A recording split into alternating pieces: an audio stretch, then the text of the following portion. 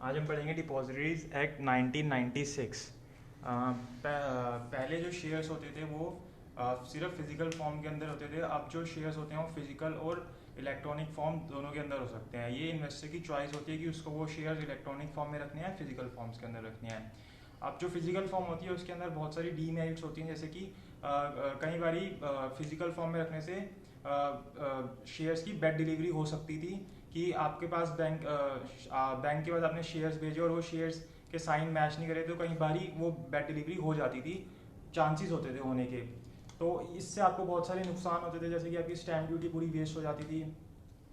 और भी इसके बहुत सारे नुकसान होते थे, जैसे कि अगर आपके पास फिजिकल फॉर्म में शेयर्स होते थे तो वो आप फट सकते हैं और आपसे खो सकते हैं, चोरी हो सकते हैं। तो उसकी बहुत सारी डीमेरिट्स होती थी जो कि इलेक्ट्रॉनिक फॉर्म में आने से हट गई। जैसे कि इलेक्ट्रॉनिक फॉर्म में अगर आपके पास शेयर होंगे तो वो उसके ऊपर आपको कोई स्टैम्प ड्यूटी पे करने की जरूरत नहीं पड़ेगी, आप उसको इमीडिएटली कहीं पे भी ट्रांसफ़र कर सकते हो। तो इन सब चीज़ों को हैंडल करने के लिए इलेक्ट्रॉनिक फॉर्म में, फिजिकल फॉर्म में, उसके लिए हमने एक सिस्टम अडॉप्ट किया जिसको हम डिपॉजिटरी सिस्टम कहते हैं। और इस डिपॉजिटरी सिस्टम को जो चीज़ चलाती है वो हमारी डिपॉजिटरीज होती हैं। तो हम देखते हैं डिपॉजिटरीज होती क्या हैं। Depository is an organization held security in electronic form at the request of investor।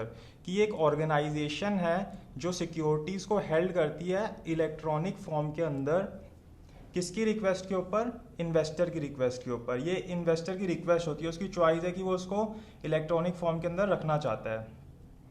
और ये जो डिपॉजिटरी होती है किसकी हेल्प से ये सब काम करती है? डीपी की हेल्प से काम करती है। डिपॉजिटरी पार्टिसिपेंट की मदद से ये इन शेयर्स को इलेक्ट्रॉनिक फॉर्म में रखती है। अब जो डिपॉजिटरीज होते हैं इंडिया के अंदर, दो डिपॉजिटरीज हैं, एक NSDL है, एक CDSL है।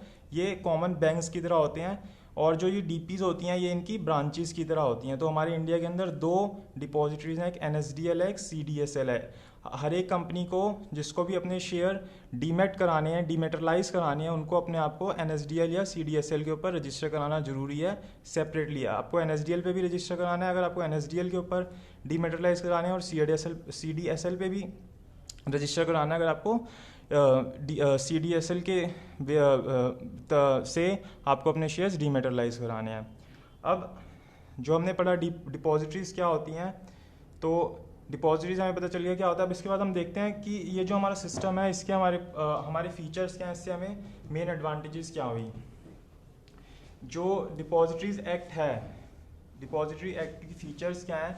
सबसे पहले हम देखते हैं कि एक लीगल फ्रेमवर्क प्रोवाइड करता है। क्या प्रोवाइड करता है? लीगल फ्रेमवर्क प्रोवाइड करता है। किसको प्रोवाइड करता है?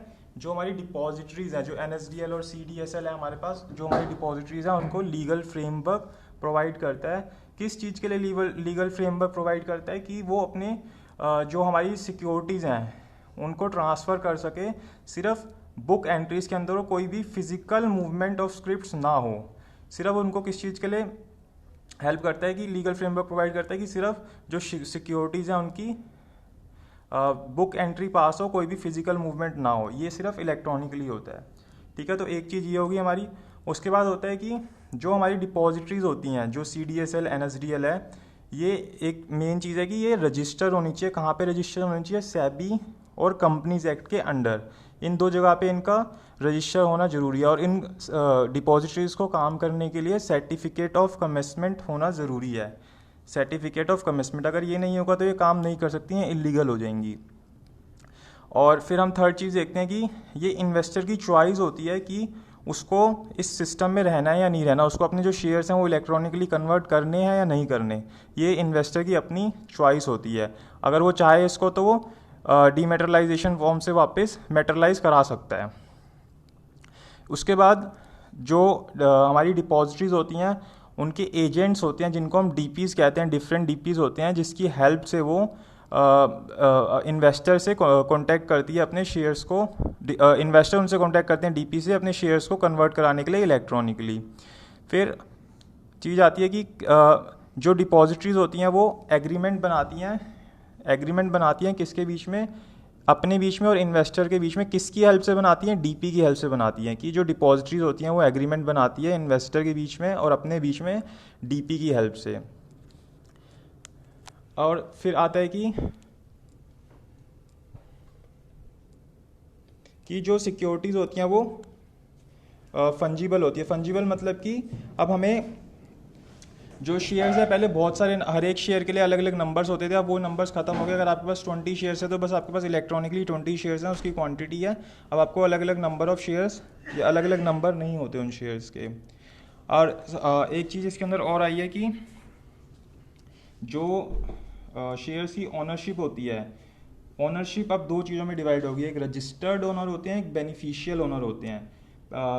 ऑनरशिप दो चीज़ों में डिवाइड होगी, एक रजिस्टर्ड ओनर होते हैं, एक बेनिफिशियल ओनर होते हैं। जो रजिस्टर्ड ओनर होते हैं वो कंपनी के शेयर्स के अंदर जो कंपनी का रजिस्टर होता है उसके अंदर रजिस्टर्ड ओनर का नाम होता है, और जो इन्वेस्टर होता है जिसके शेयर होते हैं वो बेनिफिशियल ओनर होता है। रजिस्टर्ड ओनर डिपॉजिटरी बन जाता है जिसके नाम पे वो शेयर्स हो जाते हैं, और उसके जो बेनिफिशियल ओनर होते हैं वो इन्वेस्टर बन जाते हैं। बेनिफिशियल ओनर वो होते हैं जिसको डिविडेंड या बोनस शेयर या कोई भी अगर शेयर से रिलेटेड चीज़ होगी तो वो बेनिफिशियल ओनर को मिलेगी, और जो कंपनी का रजिस्टर होगा उसके अंदर शेयर्स जो हैं रजिस्टर ओनर के नाम पे रजिस्टर होंगे।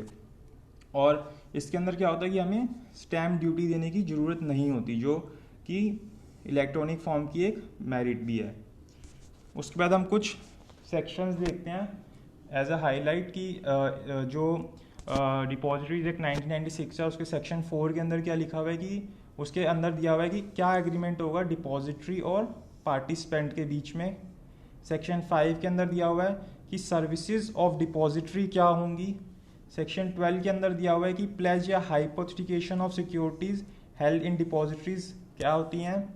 सेक्शन 14 के अंदर दिया हुआ है कि ऑप्शन टू ऑप्ट आउट की जो इन्वेस्टर होता है वो अपने शेयर्स को वापस फिजिकल फॉर्म में कन्वर्ट कर सकता है। सेक्शन 18 के अंदर दिया हुआ है कि पावर ऑफ सेबी क्या होती है, कि वो किसी को भी कंपनी के अंदर कॉल कर सकता है, बुला सकता है, किस चीज़ के लिए, इंफॉर्मेशन कलेक्ट करने की या इंक्वायरी करने के लिए। सेक्शन 19 के अंदर दी हुई हैं सेबी के बारे में दिया हुआ है, और सेक्शन 19A टू 19F के अंदर हमारी पेनल्टीज दी हुई है कि किस चीज़ के लिए कितनी पेनल्टी होती है।